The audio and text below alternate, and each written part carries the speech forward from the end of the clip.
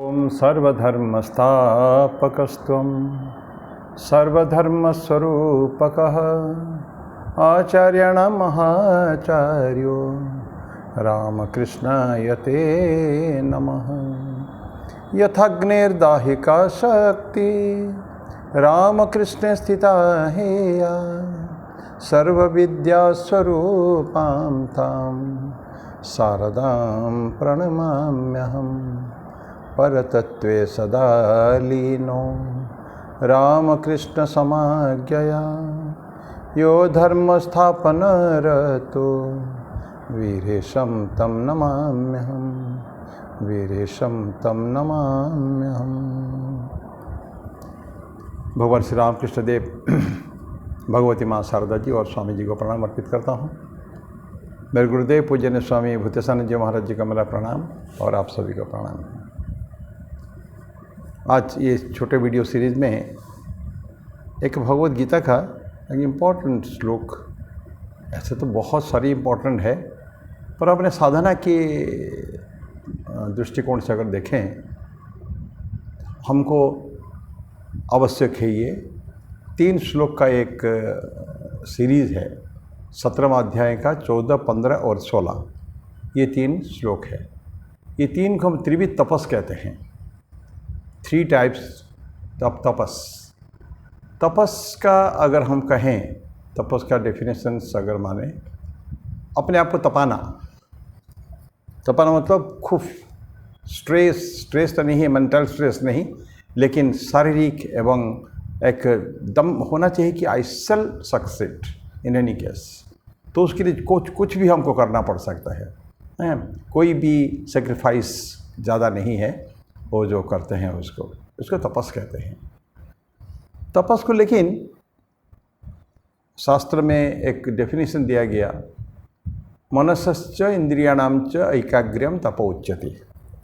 मनसश्च मन का, इंद्रियाणां च इंद्रियों का, ऐकाग्र्यम एकाग्रता ही तप है। बहुत बड़ा डेफिनेशन है ये। दोनों का मन का कंट्रोल, इंद्रियों का कंट्रोल, ये बहुत बड़ा टॉपिक है। स्वामी जी तो कहते हैं कि मैं अगर दोबारा मेरे को जो शिक्षा लेनी पड़े और मुझे उसके ऊपर कुछ कहने की अधिकार है तो मैं कोई फैक्ट को इकट्ठा नहीं करूँगा। I will not procure facts. मैं क्या करूँगा? I will control my mind and when the instrument is ready I shall procure anything by wish. तो मैं मन को पहले संयम करूँगा एवं जब इंस्ट्रूमेंट उपकरण जब तैयार है, औजार जब तैयार है, तो मैं जो चाहिए उससे मैं इकट्ठा कर सकता हूँ। ये तो मन का, इंद्रियों का भी उतना ही इम्पोर्टेंट है, बल्कि मन का जो कंट्रोल को सम कहते हैं और इंद्रियों का कंट्रोल को दम कहते हैं। तो सम दम ये दोनों चीज़ कॉन्स्टेंटली चलना चाहिए। तो अभी ये जो 17वां में आते हैं तो संक्षेप में, क्योंकि एक क्लास श्लोक को 10-15 मिनट से ज़्यादा नहीं लेंगे हम लोग। तो 17वां अध्याय में जो 3 श्लोक है, 14, 15 एवं 16, एक को शारीरिक तपस कहते हैं, एक को वाचिक तपस कहते हैं, वांग्मय तपस, और एक है मानसिक मन तपो मानसम उच्यते। तो शुरू करें हम लोग। 14 श्लोक है। 14 श्लोक पहला वाला है शारीरिक।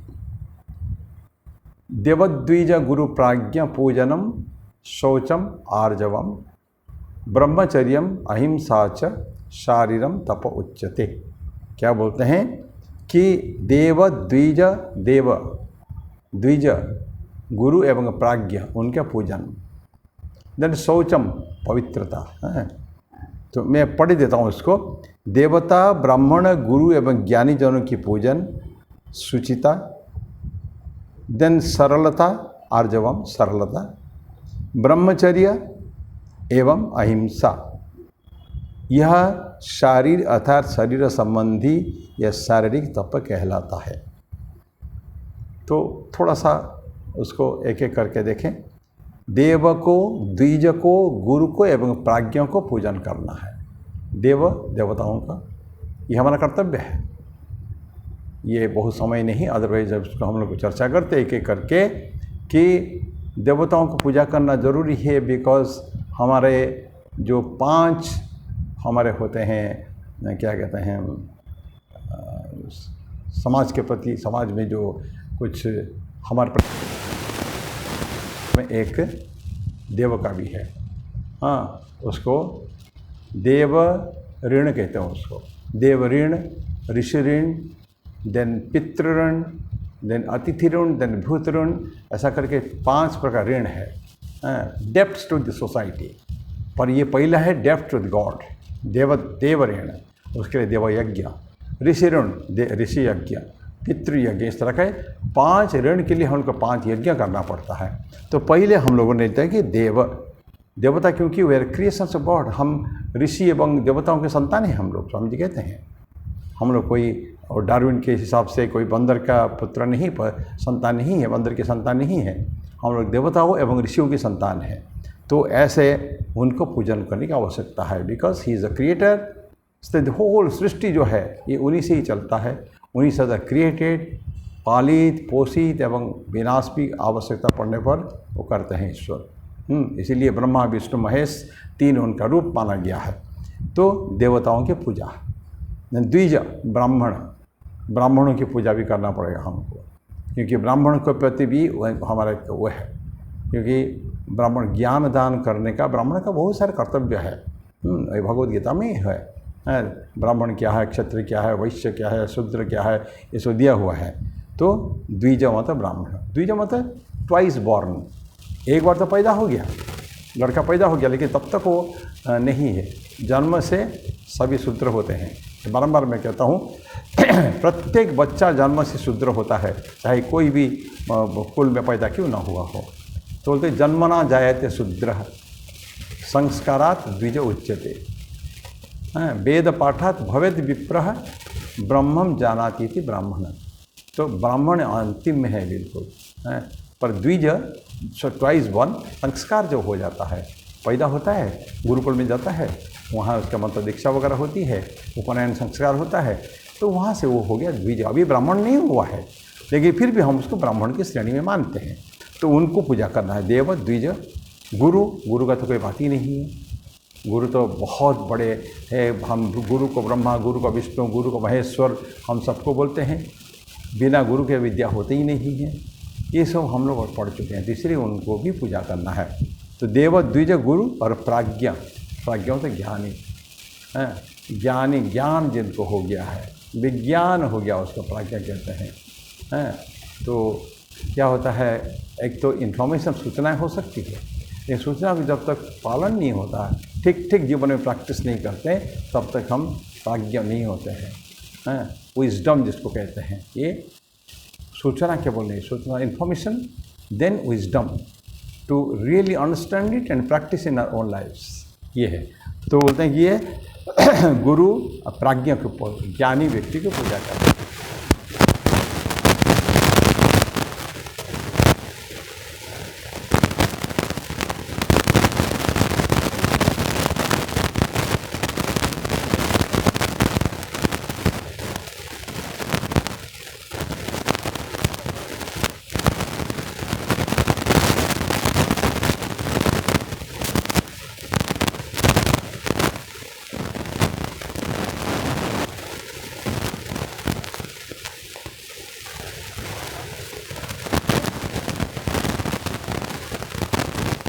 ये सब चीज़ें होता है एक्सटर्नल, ये सोचम, आर्जवम, सरलता चाहिए, वक्रता नहीं, कुटिलता जीवन में नहीं होना चाहिए।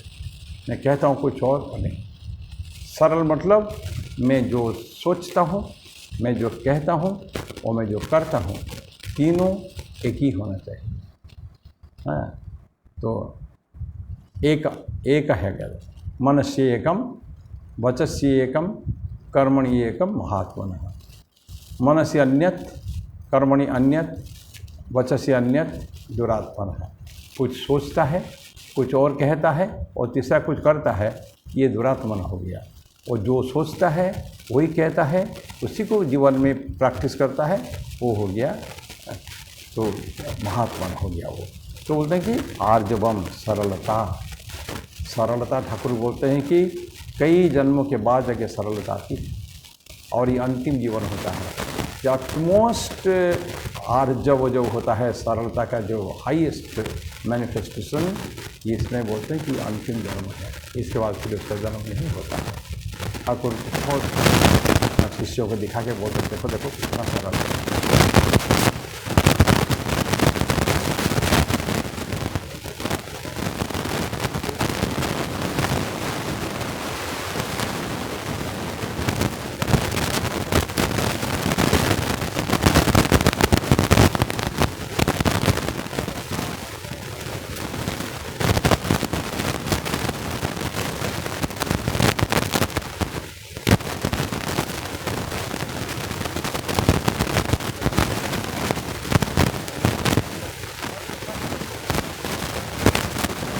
एक रेखा, उसको टेंजेंट कहते हैं। तो टेंजेंशियली भी मेरे को कभी भी मेरे मन को टच करके गया नहीं है। कौन सा? अपवित्रता कभी भी नहीं हुआ है। तो brahmacharya utmost purity in thoughts and in words and deeds, मनसा वाचा कर्मणा, मन से भी पवित्र होना चाहिए, कभी चिंतन गलत नहीं होना चाहिए, बातों से वचसी, बातों से भी होना चाहिए, गलत बातें कभी करना नहीं चाहिए कभी भी, एंड कर्म भी।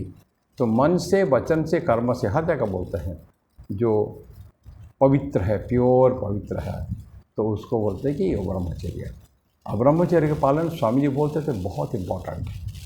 जो स्वामी जी की प्रखर बुद्धिमता, उनका स्मरण शक्ति की प्रशंसा की जाती थी, तो आज बोला था स्वामी जी से मिरेकल, स्वामी जी बोलते no, miracles do not happen. Yes, it is possible by everybody. If I can do it, you can also do it. पर कैसे? वो रखते हैं कि ये मस्ट बी एस्टेब्लिश्ड इन ब्रह्मचर्य। तो ये बोलते ब्रह्मचर्यम और अहिंसा। अहिंसा फिर वो मनसा वाचा कर्मणा, किसी को कष्ट नहीं पहुंचाना कभी, दुख नहीं पहुंचाना कभी भी। We don't have a right to harm anybody, even mentally also, मानसिक रूप से भी किसी को कभी अवकष्ट नहीं देना चाहिए। तो ये बोलते हैं मनसा वाचा कर्म, अपने मन से भी किसी के बारे में सोचना नहीं चाहिए और किसी का मन को भी हमको कष्ट नहीं देना चाहिए। वचन से उसको कष्ट होता है, मन से चिंतन ही कष्ट होता है। You do not know, it is so fine. हम अगर किसी के प्रति बुरा व्यवहार, बुरा मनोभाव रखते हैं तो इट गोज एंड उसको इंटेंस करता है वो जाके।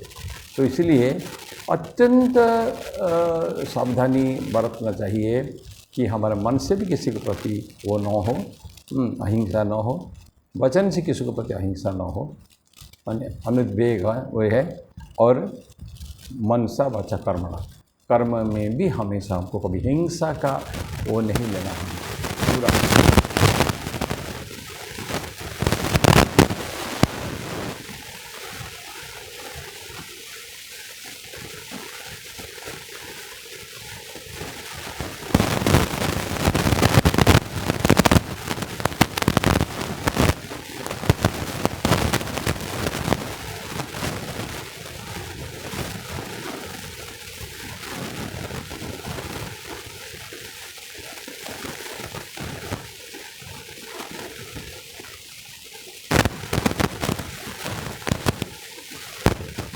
लेकिन फिर भी उसको इतनी ज़्यादा हाई क्वालिटीज उसको दिया गया प्राज्ञमस्ती कि इज गॉट विजन, डिविनिटी है और विजडम उसके पास है, किसी को भी कभी मदद कर सकता है। इसीलिए उनको पूजा भी करनी चाहिए कि कभी भी उनको, माने वो व्यक्ति समाज में बहुत सारे मदद कर सकता है वो, इसलिए भी उसको पोषित करके उसको रख के ठीक ठीक उसको रखना चाहिए एवं उसको पूजा भी करनी चाहिए। तो देवद्विज गुरु प्राज्ञ पूजनम शौचम आर्जवम ब्रह्मचर्यम अहिंसा च ये शारीरम तपो उच्यते, ये शरीर के तपस कहलाता है। अब प्रश्न हमारे अपन है कितना, to what extent we can do, सुनने को बड़ा अच्छा लगता है, लेकिन ये जो देव को पूजा करना, हमेशा द्विज को पूजा करना, प्राज्ञों को पूजा करना, गुरु को पूजा करना, गुरु तो आजकल ऐसा हो चुका है कि गुरु कर तो लेते हैं, दीक्षा ले लेते हैं, लेकिन कभी गुरु के प्रति कोई भी उनके मन में श्रद्धा भी नहीं है, कभी गुरु का दर्शन करने भी जाते नहीं हैं। यही हम लोग देते हैं, अंबिकापुर में दीक्षा लेते हैं, अगले बार जो गुरुदेव आते हैं, गुरुदेव बाप रे कितनी बड़ी बात है, गुरुदेव यहाँ आते हैं आपके बीच में, आपको दीक्षा दिए हुए हैं, और आपको एक संन्यास, आपको एक धर्म में आपको आगे बढ़ाए हैं वो, लेकिन फिर भी लोग उनको प्रणाम करने में नहीं आते हैं, नाम भी भूल जाते हैं, मंत्र भूल जाते हैं।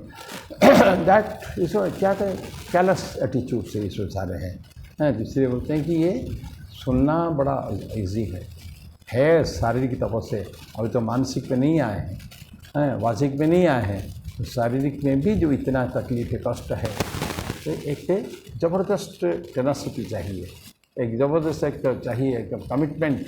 नहीं, कहीं भी मेरा गुरु मिले तब तो गुरु जहाँ भी मिले कोशिश करें आसपास में जो मंत्र दिए हैं, ये मंत्र कारक शक्ति है, बिल्कुल ये मंत्र कारक, वो कोई छोटी मोटी बात नहीं है मंत्र, तो उसको ठीक ठीक पालन करना, मंत्र जप करना, जो नियम कानून बताया गया उसको पालन करना, dos and don'ts of life उसको करना, ये सब गुरुदेव बोलते हैं। जो लोग दीक्षा लिए हैं आप लोग, आपको याद आ जाएगी बात है ना। तो ये सब आवश्यक है एवं रिलीजियसली उसको हमको करना है, तब जाके वहाँ पे ये शरीर का तप कहलाया जाता है। तो मैं अगली बार फिर हम लोग वाचिक तपस, फिर अगले बार फिर मानसिक तपस की बात करेंगे। आज मैं यही मेरी वाणी को विराम दो। हरिओम तत्सत। ओम शांति शांति शांति। हरि ओम तत्सत। श्री राम कृष्णार्पणमस्तु।